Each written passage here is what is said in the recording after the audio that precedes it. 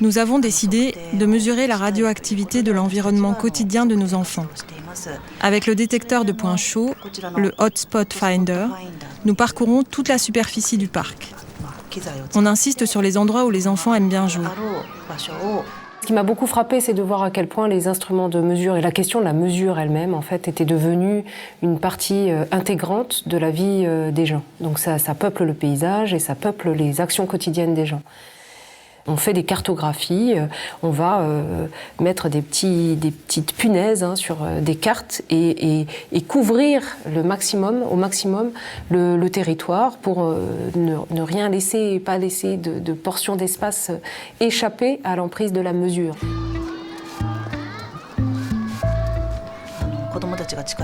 Quand nous trouvons des hotspots, nous faisons une demande à l'administration pour qu'elle interdise cette zone et qu'elle la décontamine.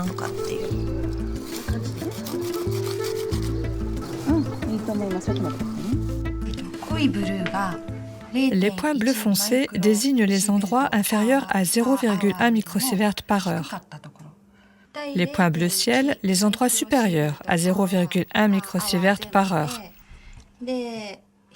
Les extrémités du parc ont des taux plus bas que vers le milieu, là où les enfants aiment jouer le plus souvent.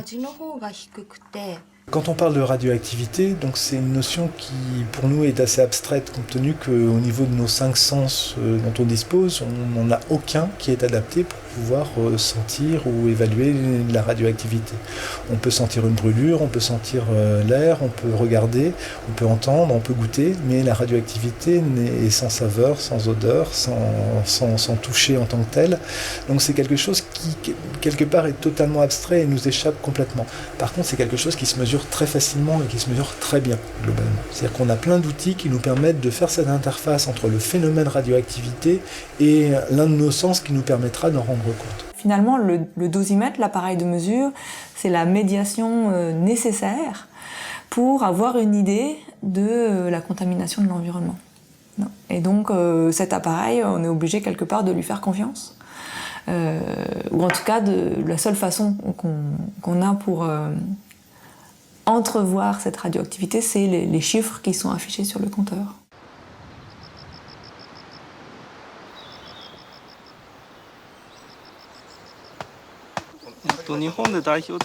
Aujourd'hui, nous sommes venus faire des mesures sur les champignons Matsutake.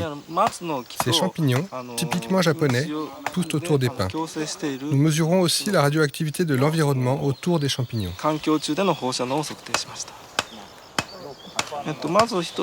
Ces mesures sont importantes parce que les champignons occupent une place de choix dans la nourriture japonaise. Les Japonais en consomment énormément. Et puis, les champignons absorbent beaucoup le césium. Il est donc nécessaire de vérifier.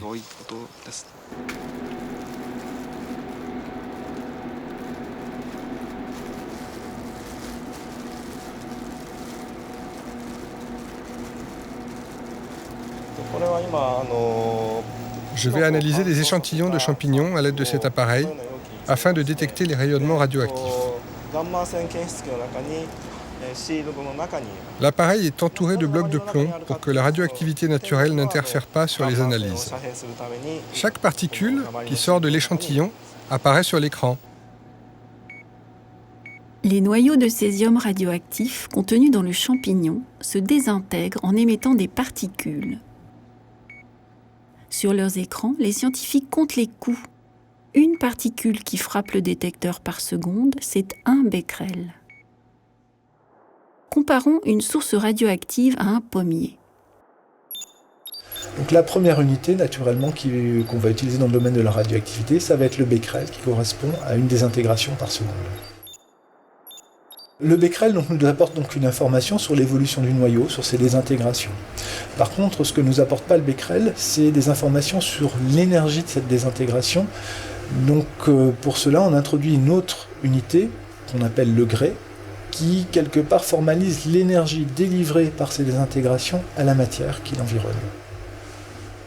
Le Gray nous apporte une information sur l'énergie associée à ces désintégrations.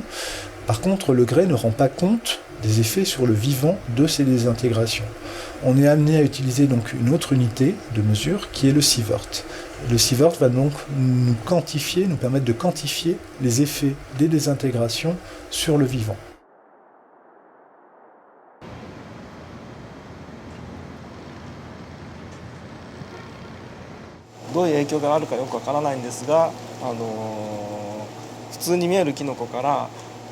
Quelle influence peut avoir la radioactivité? On ne sait pas. Et comme on ne sait pas, c'est ça qui fait peur.